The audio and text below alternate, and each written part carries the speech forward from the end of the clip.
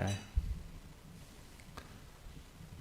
So as usual, half an hour ago, 4 minutes ago, when Michael, our AV guy, was asking what I'm going to talk about, I have no clue whatsoever. Even now, not really sure. But usually, that you talk about how these teachings, how this attitude, which is called Buddhist practice, meditation, how it actually works to help your ordinary daily life.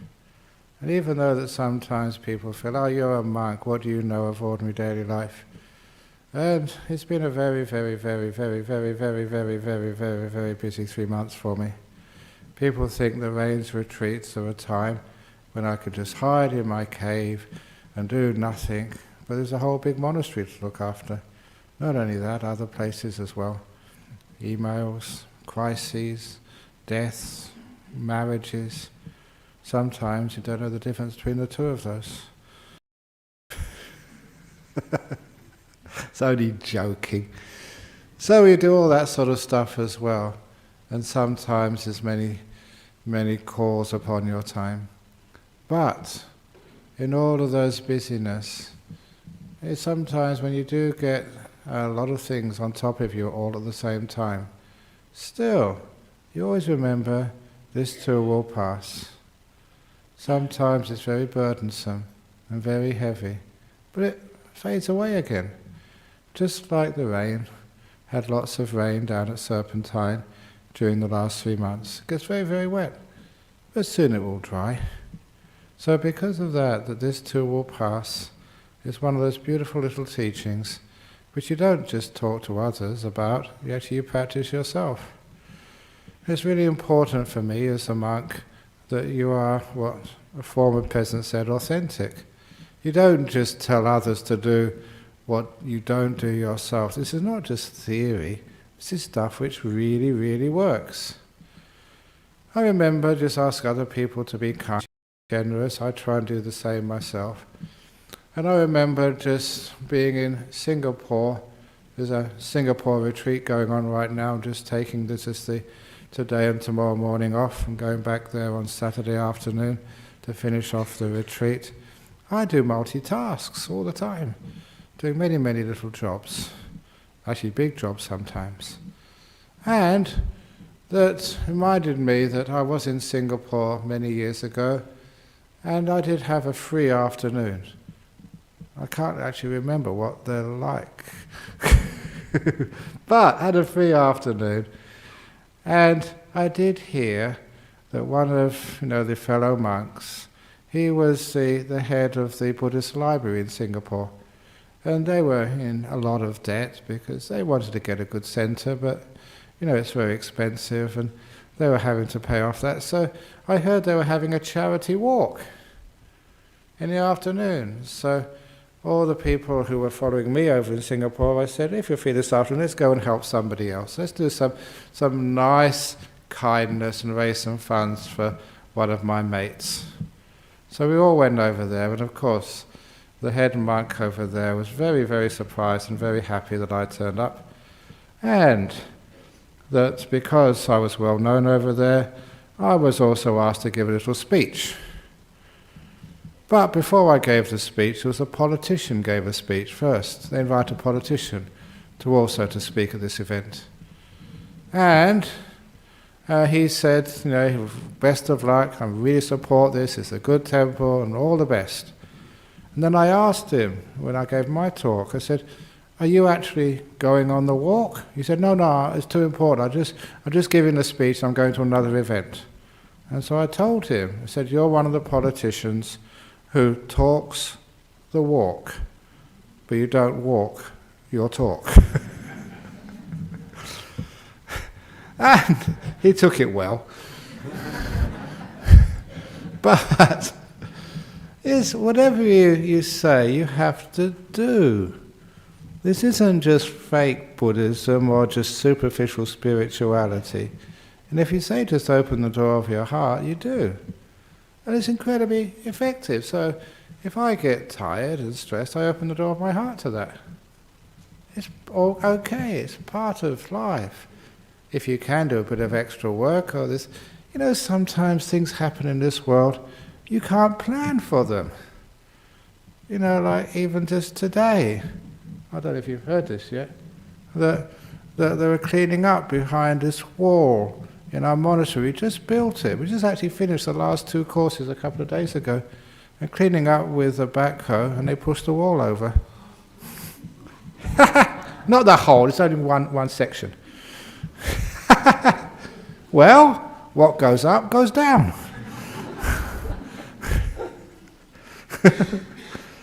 So, what can you do? You can really get upset and sue someone. You can say, whose fault was it? You can blame someone, you can jump up and down and get angry and upset. What does that do? I've had it with getting angry and upset. Doesn't solve any, people don't listen anyway. So I just, okay, let it be. We'll put it up again afterwards. So, what's the big deal? So, as a monk, you have to really practice what you're teaching. Otherwise, you're not walking the talk, and you're going up the wall when the wall comes down, and that's not very good for anybody. So things happen in life. So whenever anything goes wrong in life, what happens? And I keep on telling the same old story, but it's such a wonderful story. People criticize me for repeating things, but you keep repeating the same old mistakes, which is why you get the same old antidotes. How many times you'd have to take an aspirin because you get a headache because you're not looking after yourself? It's just, I take drugs, I take vitamins. Every day I take 2 vitamins, vitamin C and vitamin T. Vitamin coffee in the morning and vitamin T in the afternoon and evening. I was born in England, for goodness sake, it's in my blood. Those are my 2 vitamins, C and T. And they keep you... Actually, other vitamins I took, they don't seem to do anything. But you have a vitamin C, and it actually feels good afterwards. And vitamin C, well, I don't know if it's good for your health, but it certainly is good for the health of the people who have to put up with you in the morning. Solves a lot of divorces. Anyway, so there we go. You look after these things, but when things go wrong, it is the simile of coming to the temple, and when you walk home, you tread in a big pile of dog shit.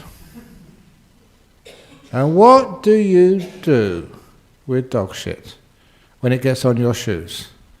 Number 1, do not, absolutely forbidden in Buddhism, breaking the precept of wisdom, you don't scrape it off your shoes. You must always take it home with you. And only scrape it off when you get to your garden. And scrape it off under the flowers or the apple tree or the mango tree, whatever fruit you like. That's where you scrape off the dog poo. Because 1 year later, your mango tree will have so many more mangoes, they'll be much sweeter than ever before, and whenever you bite into that mango and the juice drips down your cheek, you must always remember what you're really eating. And it's true, you're eating dog shit. That's where it came from, but it's all been transformed into beautiful mango. So, whenever a whole pile of shit falls on me, and walls falling over, lots of other stuff going on, things going wrong, events which I have to get round, misunderstandings and stuff, great. More dog poo for my presidency. President of the BSWA. More dog poo for my abbotship. Because if you know how to use it, you get so much wiser and compassionate. You can't escape from these things. From time to time they come to everybody. The unexpected tragedies and busyness and crises of our lives. What are you going to do? Get stressed out, frustrated? Instead of fighting, that's what most people do. They fight. This is wrong. I'm going to try and find somebody to blame. I always remember the teachings of my master Ajahn Chah. No, they weren't complicated teachings. They were usually one-liners which were incredibly effective. It's easy to remember and just, better than 12 sessions with a psychotherapist. Actually, talking about that, somebody sent a little cartoon to our monastery. There was a squirrel. A squirrel was on the couch at a psychiatrist's office. And the psychiatrist, with all the certificates on the wall, and said, why are you here, squirrel? And the squirrel replied, well, when I realized you are what you eat, I realized I was nuts. Oh, come on. You are what you eat. Squirrels eat nuts. Therefore, if I'm what I eat, I'm nuts. That's not bad. So we got that posted in our monastery. So do you eat any nuts today? I did. Anyway, that you have to understand that we do have crises and problems and troubles, but how do we relate to them? What do we do with them? And all the time trying to cure things, get rid of things, change things, blame things. Oh, that's right, the blaming game. My master Ajahn Chah, very easy to remember, he said, if you blame somebody, who's responsible for pushing that wall over at Bodhinyana Monastery? Who's responsible for making that big mistake? Who's responsible for not doing it in time? Who's responsible for not sending the emails correctly? Who's responsible? He said that is like having an itch on your head and you scratch your bum. Think about it.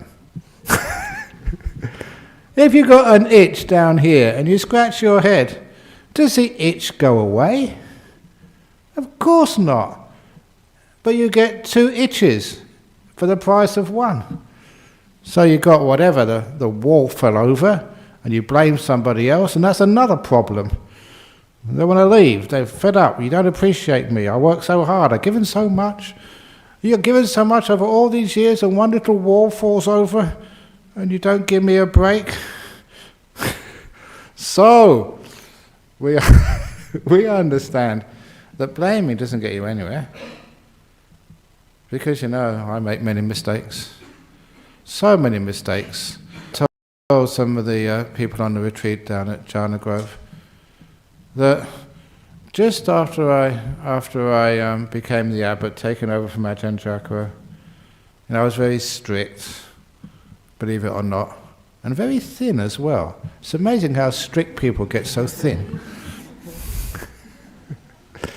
And so, I was walking around the grounds of the monastery in Serpentine, and I came across a hammer which was being left out in the grounds, in the grass, getting rusty. It was covered with rust. I don't know how long it had been in there, but some careless, heedless, thoughtless monk had left it in the grass and not put it away. Now you all know that our monks, monasteries, the nuns' monastery, we all rely upon your generosity and donations. Not everybody is wealthy. You know that sometimes people come along, they save up. They save up because they think, I want to support these monasteries, these monks and the nuns are doing a good job. They save up and they buy us a hammer. Usually, good one, because they want to give a good quality, to help, our work. And so they gave us a hammer. And some idiot monk had left it out carelessly, as if, it wasn't worth anything, to rust. And I thought this was a good opportunity for an object lesson. If you live on generosity, you shouldn't go off and stay in at the donor's expense, big fancy hotels, and drive big expensive cars, and go on helicopter rides from Sydney to, where was it, Ballarat or something? Who was that? One of the politicians, I think. You shouldn't do things like that, because you're representing poor people. You're part of a community. Sometimes people do it really, really tough.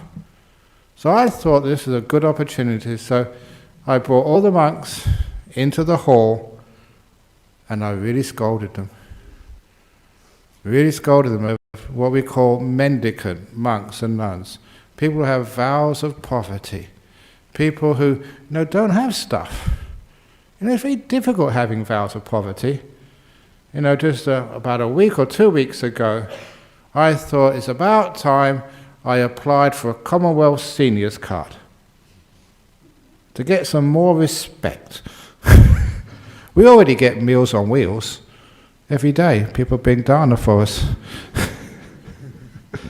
So I went there to the Centrelink, and they said, okay, can you prove who you are? And I thought, for 43 years I've been trying to find out who I am. It's a very difficult question. So I said, no, not metaphysically. Have you got your passport? Oh, I think that's a certain number of points. And they said, okay, let's see your bank accounts or your bank card. I haven't got that. Have you got a marriage license? No. Have you got your ownership of your house? No. Your rental agreement? No. Your driving license? No. We are so difficult to prove we exist. That's why we believe in non-self. We're just not here. We're not even here according to, to the usual ways of identifying yourself. And I thought it was okay, you don't have all this stuff, but now you require it. I remember, I'm just going to go back to where I started a few moments ago. I remember that when I was a monk in Thailand, I didn't even have calendars or watches. It lived so simply. And there was a time I didn't know what month it was. For some time, I didn't even know what year we were in. What are you worried about that for? Years. And so because you didn't have any clock or calendars or radios or TVs, you were just in this beautiful timeless realm. In those days, forest monasteries in Thailand hadn't changed for centuries. It was like timeless. It was wonderful. Who cares about years and months and days? When someone would ask what the time was, we'd say, well, the time is now minutes past the nouth hour of the nouth day of the nouth month of 19 now, whatever that is. So, I didn't know what, but then the first few months when I came to Perth, we were staying in a small house in North Perth. Lynn knows that, she was there at the time. And even Erica, you went there. And she's around here somewhere. And there was a Nepalese man who came to visit. He had a Buddhist background. And he had an epileptic fit just in front of the house. So we called the ambulance. And then first thing the ambulance guy said to him is, what day of the week is it? And I, why do you ask that? He So, well, if you don't know what day of the week it is, they take you away straight away. So, oh my goodness, if he asked me, I'd be in big trouble. So from that time on, I realized I better always at least know what day of the week it is. Sometimes the monks don't fit in, to our modern society. We're backward. Living in the past. Living in a time of peace and simplicity and freedom. Even in our houses don't really fit, the government regulations. But, it's okay. So, the hammer. I told the monks really fiercely, you shouldn't do that. It's disrespectful of your generosity. Always remember that. Just every cent, every dollar which you give should be spent wisely. So, I really blasted them. And at the end of my talk, no jokes, they were just straight up, as you do when you've been told off. And then, at the end of the talk, I was waiting for one of the monks to put their hand up, said, sorry, it was me, said, sorry, Ajahn Brahma, made a mistake. I would have forgiven them. We don't do punishments in Buddhism. We just acknowledge, forgive and learn from it. But it was more disappointing than the heedlessness of wasting people's gifts. The worst part of the whole experience, not one of those monks owned up. Not one of them confessed it was them. And that really disappointed me. No honesty, no really confession, no admitting your mistakes. And I thought, that is really, really dispiriting. And I went out of that hall, depressed. Losing my faith in my fellow monks. But as soon as I got outside the hall, it just dawned on me why none of those monks had confessed it was them. Because it wasn't them, it was me. That was so embarrassing. All that time, it had totally slipped my mind, and I couldn't blame Senior's moment. I was quite young at that time. I had no excuse.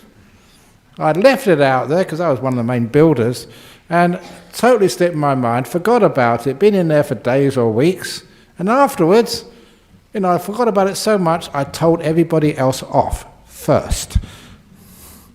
That was so embarrassing. So what I did, I turned around, could you please sit down a few more moments?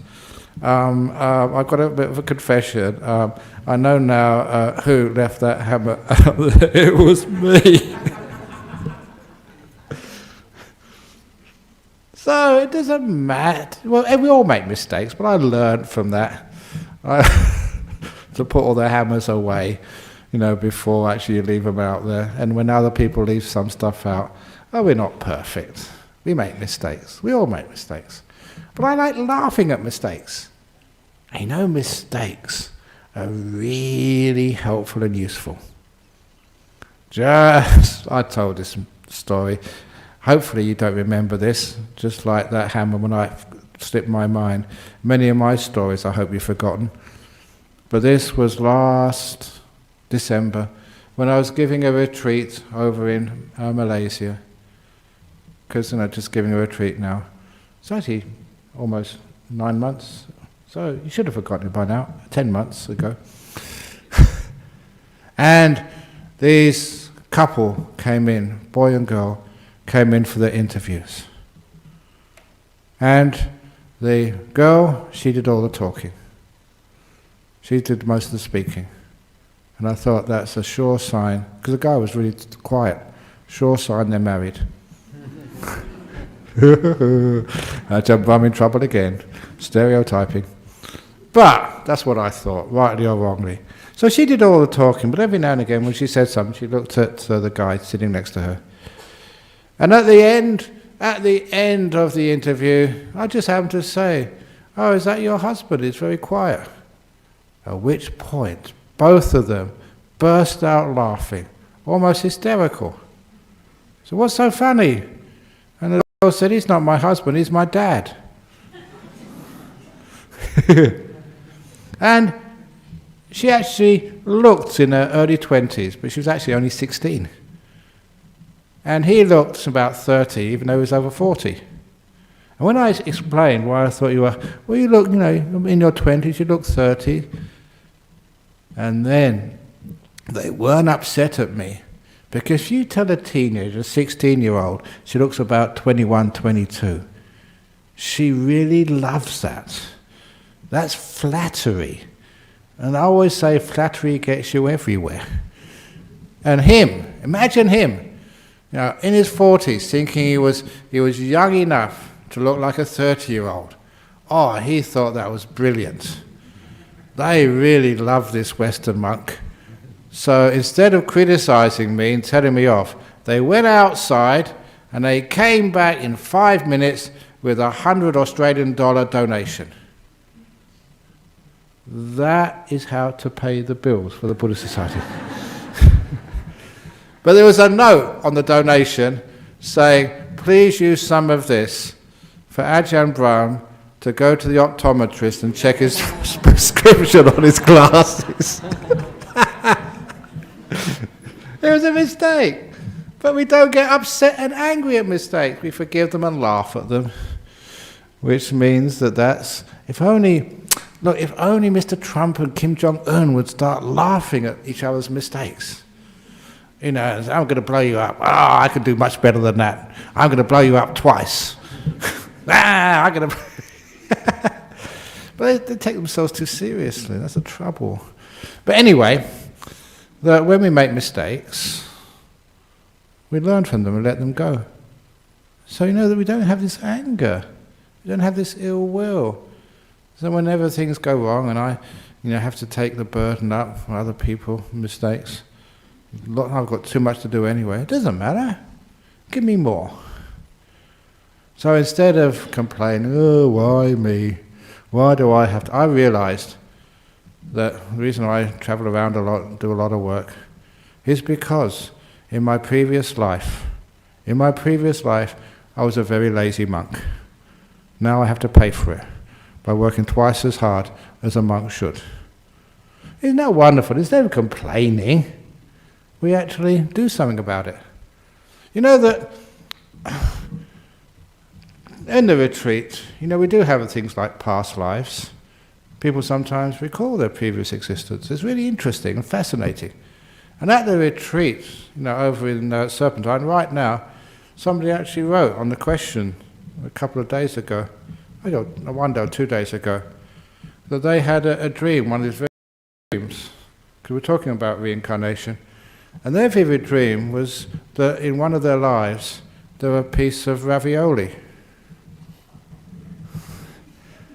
Weird, but you've got to respect people's views on things.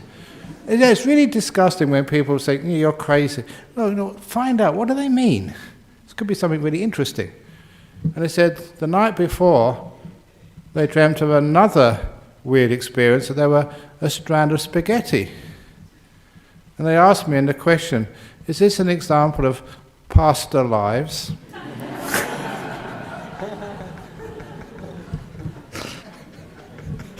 Ho, ho, ho. So you do get new jokes sometimes. Weird. But that's a Buddhist joke, reincarnation, past lives, ravioli, spaghetti. And people knew I was going to tell that joke today, some of the people here. Usually these jokes, I try it out on a Friday afternoon to people who visit Bodhinyana, just to check it out. And they thought, that's so bad, that will go well on a Friday night. But even though it's a bad joke, and people say, oh, that's terrible, all those people say it's a terrible joke, I see them until they're friends afterwards. Hypocrites. But you can see just, sometimes people get sort of depressed, angry, upset, burdened with life. Just a little bit of fun and games and joy and happiness, that changes things. Sometimes it's like a circuit breaker, to, your stress and anxiety and fear and worry. Something about, obviously, that laughter, it releases lots of those endorphins into your bloodstream. increases the immune system, but it also brings you back into the present moment. And I'm always interested in why that laugh and love and live are connected together. They almost sound the same. And I also notice that, that you have to be alive and love to be able to laugh. To be a bit light-hearted as well. Sometimes I tell jokes which are really, really funny, and there's some people who actually refuse to laugh. Just, out of principle, they're not going to laugh. They're too serious. They want a serious talk on Buddhism. They want to get out of suffering. They want the nature of dependent origination, and Four Noble Truths, and what the ultimate reality is. They're really stuffed up, those people. Please excuse me, but that's the case. Just intellectual, conceited, whatever, I better not go any further. But it's true, because I've seen that people just... what Ajahn Chah said, he said they're like vultures. They fly really high in metaphysics, but where they live, they feed on dead stuff. Instead of just feet on the ground, heart in the right place, and actually feeling with the heart, thinking with the heart, knowing with the heart instead of with the head. People are so much in their head these days. They think, but they don't feel. They debate instead of love and laugh. Laughter is an emotional response. Some of those jokes don't make any logical sense, but they do actually open up the heart and make you heal, what's that? Patch Adams. A doctor who went around with a red nose, dressed in a tutu, way ahead of his time, and he made so many people happy and laughing, and many people healed and got better. Same with people who are sick and depressed, mental illness. Laughter is something which is very deep as a way of healing. And in fact, there's only one type of person I've never ever seen laugh, and that's people in the coffin when I do funerals. Everyone else can laugh. You ever notice that? So if you can't laugh, you're dead. So what it's actually doing, yes, you can sort of go into your previous existence, the causes, or what your parents did, what other people did, all the traumas in your life, all the difficulties, all the unfair things which happened to you. Unfair things which happened to you, what about me? I was having such a wonderful life years ago as number 2 monk, tailgating another famous monk, and he went and got disrobed and got married. That was not part of my plan. I had to sort of look after this joint. It don't matter. It's all good fun. You always have this wonderful idea of not complaining, not controlling, not worrying about stuff. Any shit, great, fertilizer for my mango tree. Any difficulties, don't blame anybody. Just take it on board. See what happens. Lots of work to do? Well, if you get too stressed out, wonderful. Then you've got good reason to resign or leave. Stress leave. Problem is I can't get stress leave. I don't have a contract to this place. I don't have, what's it called? I've got no union who's actually negotiated a workplace agreement. I should do that actually. Workplace agreement for monks. But the trouble is, now how can we protest? We do a sit-down protest and think, oh, you're just on retreat.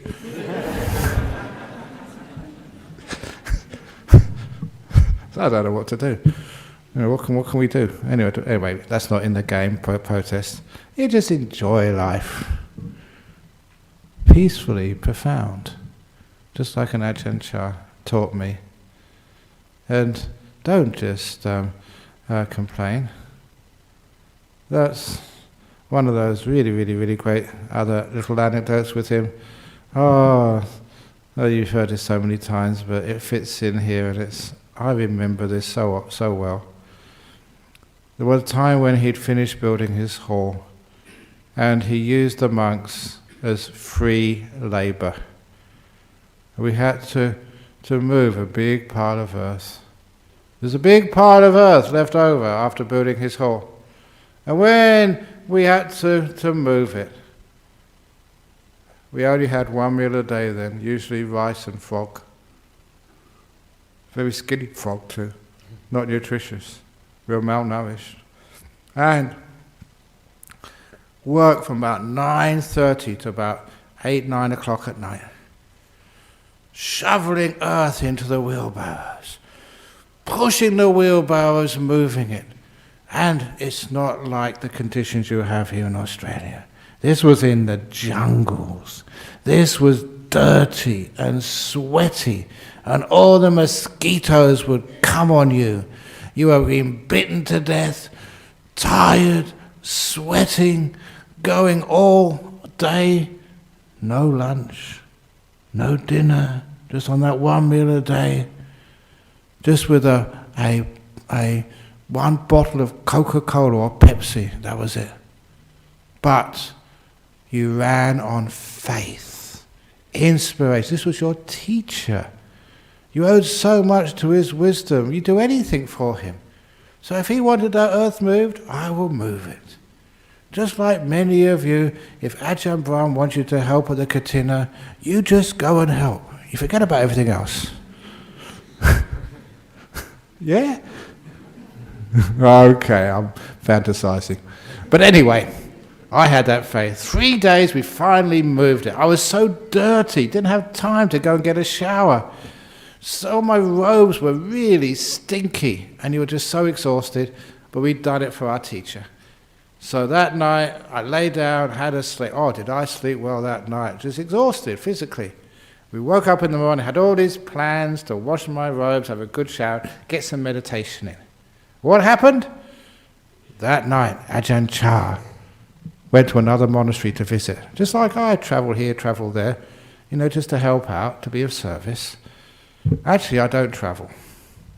After the Katina on Monday, I'm going over to England to help out over there. But I don't go anywhere. I just get on the aircraft, sit down. The aircraft moves, I don't. There's the ups and downs of monastic life. Taking off, going down. My ups and downs. People ask, how was your year? Up and down.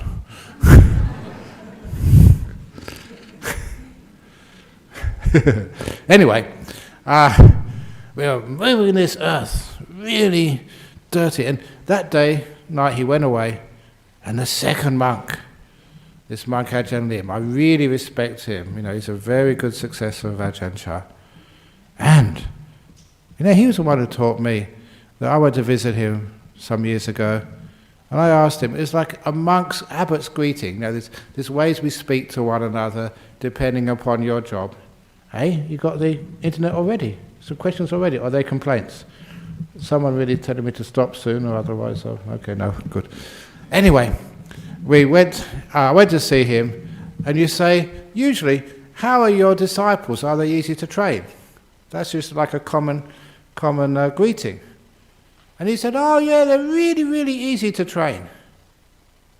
I thought, hey, mine aren't. I said, how do you do that? He said, so easy. He said, if they want to go that way, I let them go that way. If they want to go this way, I let them go this way. They're so easy to train. He knows how to let go and relax. But anyway, not that day, because he thought that the earth was in the wrong place. So you know what he did to us? He said, the earth is in the wrong place, move it. Another 3 days of hard work in the jungles, sweating, tired, dehydrated, being bitten by mosquitoes, stinky, haven't had a proper shower. But he had a point. So after 6 days, we were finally finished. At that point I thought maybe I should have been a Christian, because you have Sunday off. Not this place. Because that night Ajahn Chah came back. You guessed it if you haven't heard the story before. I thought I told you to put the earth over that place. You moved it to another place. Move it. Another 3 days of hard work. And those senior monks, they don't do anything. They just tell us what to do. Really unfair. Really mean. If he pushed a barrow for 9 days, he wouldn't order anybody else to do it. So I was really upset. I was really angry. I never became a monk to work like a labourer. You got enough money in the accounts, get a bulldozer or something to move that... I shouldn't say what I was going to say about the earth, but you know what I was thinking. And I was really upset and angry. This is not what monastic life is all about. When you're a president of a Buddhist society, you don't expect all these problems, you don't expect all these difficulties as the membership secretary or the treasurer. It's supposed to be nice and easy. When you go and retreat as an abbot, you're supposed to be nice and peaceful, just watching the trees grow all day.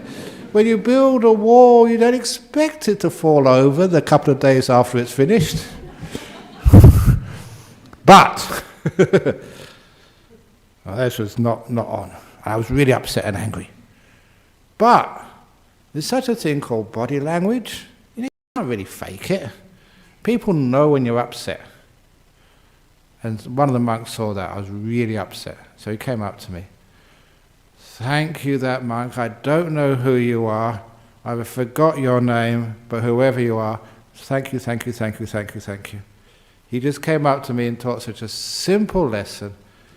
And that has pulled me through so many crises, stress, whatever it had to do. I was so tired and I had to do it again.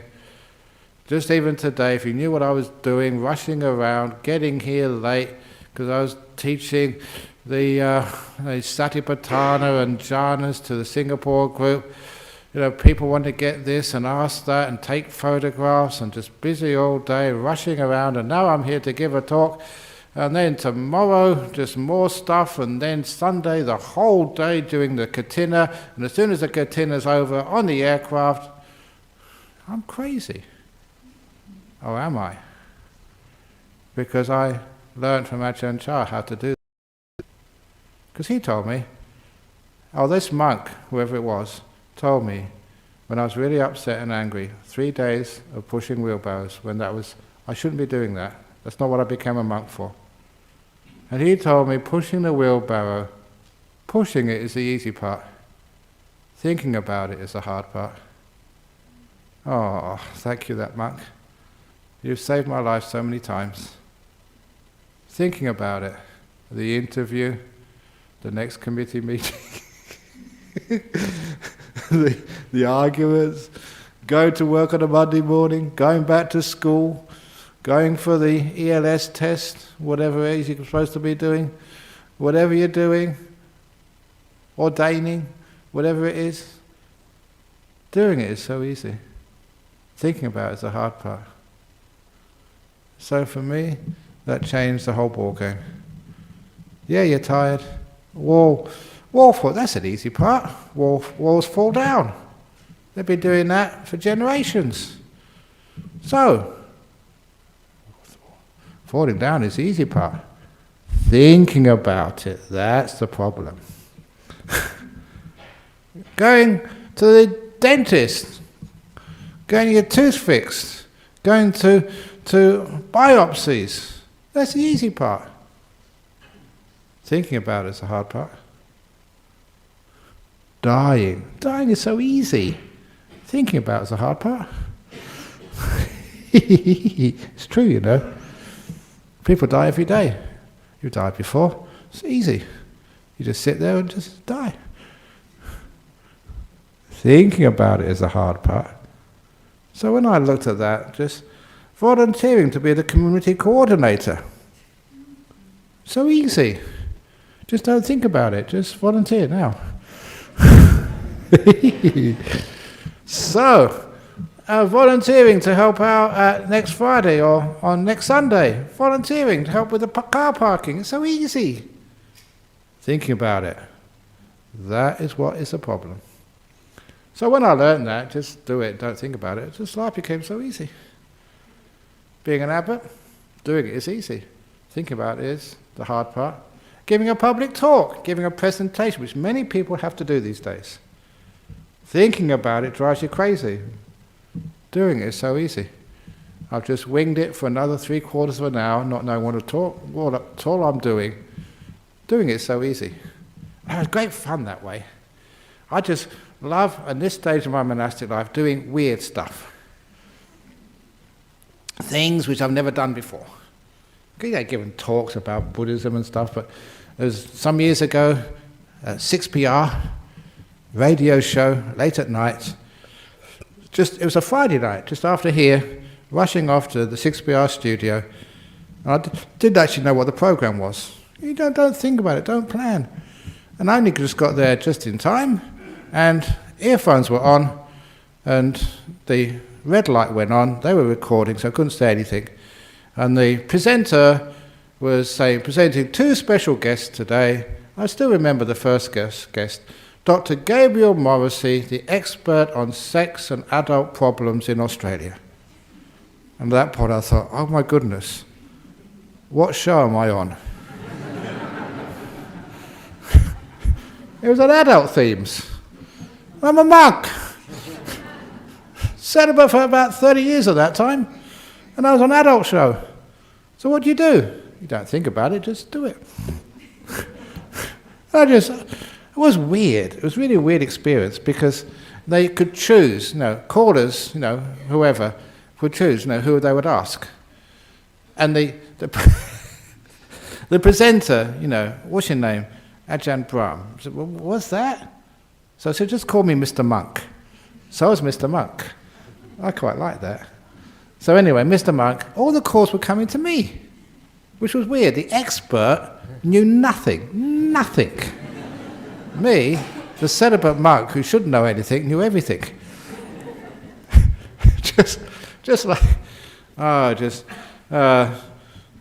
Went to a conference in the Duxton Hotel about 10 years ago, just when it opened, on transport with Alana McTiernan.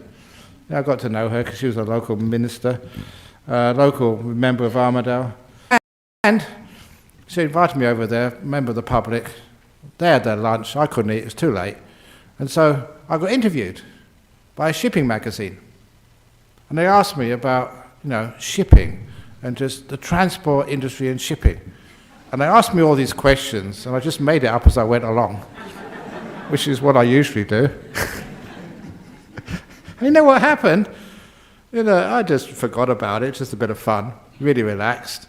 And then he came about 6 months later, I think to here, and he said, Ajahn Brahm, I call that article, it's really kitsch, like Zen and the Art of Shipping by Ajahn Brahm. It must be there somewhere in the internet. And he said, Ajahn Brahm, you wouldn't believe how popular that article was. I said, I don't believe it. He said, but it was popular. It was syndicated in every major shipping journal in the world. And he got all these emails back from these professors, in universities on transport and shipping with the comment, we don't know who this Ajahn Brahm is, but he certainly knows what he's talking about. It's crazy, isn't it? But that's because you don't think about it, you just do it. So whatever you have to face in the next few days, visiting your mum, going to the funeral service of someone you love very much, and now she's gone, not knowing how you're going to cope, doing it is easy. Thinking about it is the hard part. That means you don't have any stress. You have busyness, a lot of burdens. You don't think about it. You just do it. It's amazing how effective you can be. Have you ever noticed how much energy thinking drains from you? You can think all night, not sleep, totally drained. You got a solution? No. You just lost a lot of sleep. All that thinking for no result, except draining, and you get really cranky. So if you don't learn anything else except from this place here, just do it. Don't think about it. Thinking is the hard part. Any part of life, doing it is easy. So there you go. That's the first talk back. Doing it is easy. So I didn't think about it. Here we go. Okay. Stop. Sadhu, sadhu, sadhu. I need a stretch. Oh, that's good. Okay, let's see what we got. I think I want to think about the 20 questions. So 20 questions. 3. Yes. Okay. Sophia from Portugal, Evie from USA, Adam from Scotland. Nothing from... No. Did you check Twitter? Sorry? Did you check the Twitter account from Mr. Trump? Oh. Anyway, Sophia from Portugal. Sometimes when I face difficult situations, I can see that I acted under the effect of defilements, but I can't stop doing it. What should I do? Nothing. Why are you so critical of yourself? You're critical of yourself because you face difficult situations, you act under the effect of defilements, and you feel you're no good, you're hopeless, you're a failure. That is why you keep acting out of defilements. Because you think you're hopeless, think you can't do it. One of the first things is of repetitive behavior, addictions, is always the thing, oh, I'm hopeless, I can't do it. So when you come across like a monk like me, I say, well, you have defilements, welcome, everybody does. It's just par for the course. So you get angry, but for goodness sake, don't get angry about being angry. You're afraid, you're anxious. Like one girl in Jhana Grove, I said today, she was anxious. I said, well, you're just anxious about being anxious. At least take that second level off. So you're just anxious, not anxious about being anxious, fed up about being fed up. So I'm depressed again. I'm so depressed about being depressed. I'm just overworked. And I'm just overworked about being overworked. So just keep it simple. And when you take the one part of it, you acted under defilements. You don't always act out of defilements. Every now and again you do. Give yourself a break. As one person once put it, they said, this is where I am, this is where I know I should be in my spiritual development. Just in my career. They made it nice and visual, easy. This is where I know I should be, this is where I am. And I just can't get up there. So solution's easy. This is where you are, and this is where you want to be. How about lowering your expectations until where you are is where you want to be? Problem solved. A long time ago, I stopped trying to sort of give really inspirational new talks with new jokes every week. I just can't do that. I know you'd like that. Every time, really inspiration, new jokes, this is where you want me to be, this is where I am. If you want to be happy, just lower your expectations of Ajahn Brahm. And the president, and the secretary, and everybody else on the committee. Lower your expectations of each other. You're human beings, you make mistakes, you're normal. So anyway, when you make peace with your defilements, when you open the door of your heart to any defilements, then the defilements get evaporated. They get zapped. Evie from USA. What could serve as a circuit breaker once we fall into a cycle of unhelpful rumination? Very easy. Go out and just watch the waves on the beach. Go into the forest and listen to the sound of the birds. Watch a sunset. Go out and take off your hat and your blanket and get cold.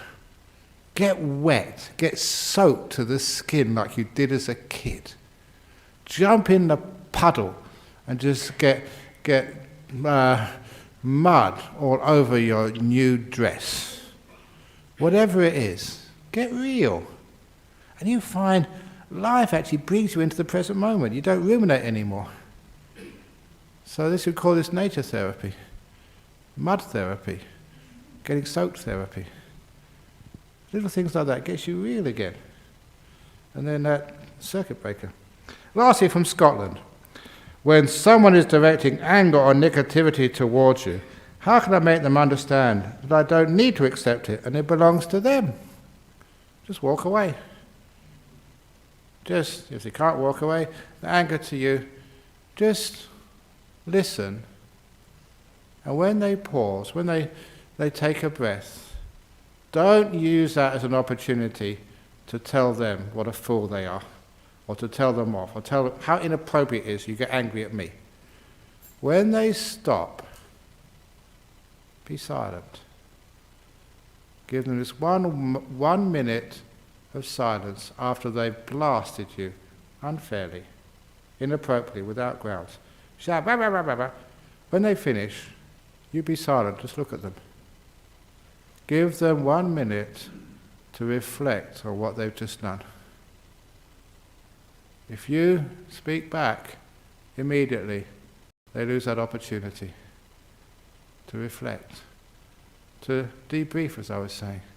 It's a very powerful technique, because they shout, shout, shout, they expect you to shout back, or to say something back, but you don't. You give 1 minute pause for them, and the only thing they can consider is actually what they just said. And then they realize just what a fool they have been, how bad the speech was. Because when you get angry, you're not really feeling what it's doing to you and what you're doing. You're not really self-aware at all. You're just aware of that bastard, that terrible person who should have done this and they didn't do that, and misunderstood my email and they didn't do that and they didn't do that. And that is looking out there. You don't realize what you're doing yourself. So the 1 minute of silence for reflection after someone has shouted at you, been angry at you or negativity towards you, gives them a chance, an opportunity to reflect on what they've done. A lot of times, oh crikey, shouldn't have done that. So, those are some answers.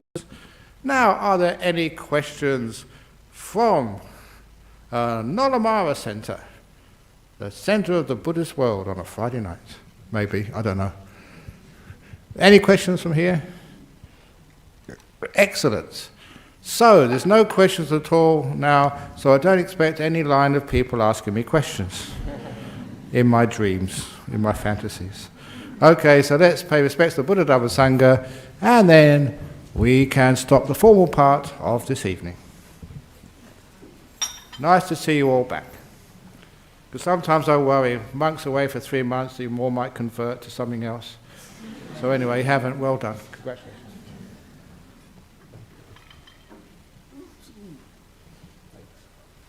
Arahang Samma Sambuddha.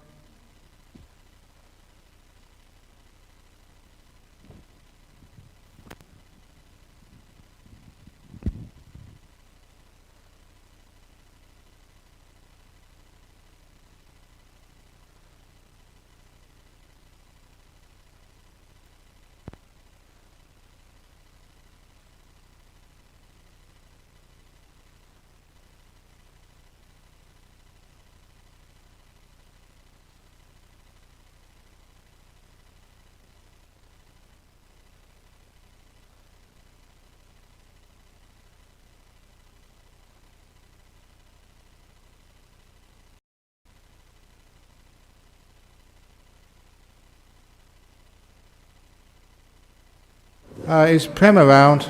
Prem Lal. Calling Mr. Prem. Mr. Prem, come over here, says Mom. just to, he didn't know who you were.